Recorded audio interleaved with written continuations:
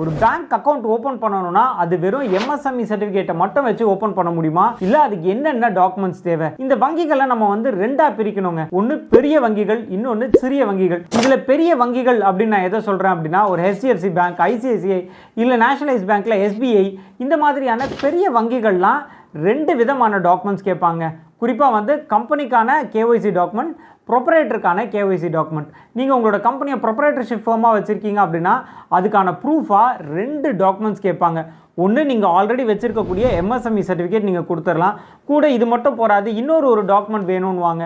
So அந்த இடத்துல நீங்கள் இதர் GST அப்ளை பண்ணுற மாதிரி இருக்கும், இல்லைனா வேறு ஏதாவது ஒரு கார்ப்பரேஷன் லைசன்ஸோ ப்ரொஃபஷனல் டேக்ஸ் லைசன்ஸோ அப்ளை பண்ணி அந்த டாக்குமெண்ட்டையும் கூட சேர்த்து கொடுக்கணும். இது தவிர்த்து யார் ப்ரொப்ரைட்டருடைய அவருடைய KYC டாக்குமெண்ட்ஸ், அவருடைய Aadhaar card, pan card, passport size photo இதெல்லாம் சப்மிட் பண்ணுங்க.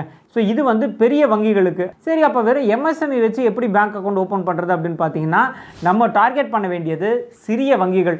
அதாவது ஒரு கார்ப்பரேஷன் பேங்க்கு, இல்லை யூகோ பேங்க்கு, இல்லை AU பேங்க்கு. ஸோ இந்த மாதிரியான சிறிய வங்கிகள் நம்ம அப்ரோச் பண்ணோம் அப்படின்னா அவங்களும் ரெண்டு கேட்டகரியில் கேட்பாங்க. ஒன்று கம்பெனிக்கான KYC, இன்னொன்று இண்டிவிஜுவலுக்கான KYC. ஆனால் இந்த கம்பெனிக்கான KYC அப்படின்றதுல ஏதாவது ஒரு KYC டாக்குமெண்ட் வச்சு அவங்களால ஓப்பன் பண்ண முடியும். அதுக்கு நீங்கள் MSME சர்டிஃபிகேட்டை கொடுத்து ஓப்பன் பண்ணிக்கலாங்க. ஸோ இந்த ரெண்டு செட் ஆஃப் டாக்குமெண்ட்ஸ் வச்சு நீங்கள் சிறிய வங்கிகளில் தாராளமாக கரண்ட் அக்கௌண்ட் ஓப்பன் பண்ணலாம்.